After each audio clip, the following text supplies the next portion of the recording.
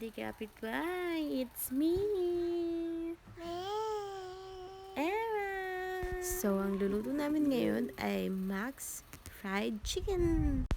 Nilagyan lang namin ito ng garlic, onion, pepper, at saka fish sauce. At hintayin natin itong kumulo. Tip pala para hindi dumugo ang manok habang piniprito mo.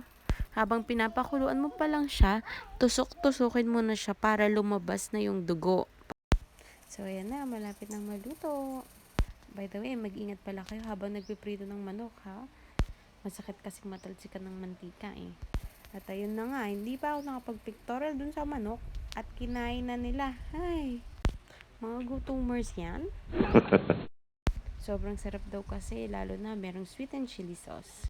O siya, kakain na muna ako. Thank you for watching. Bye!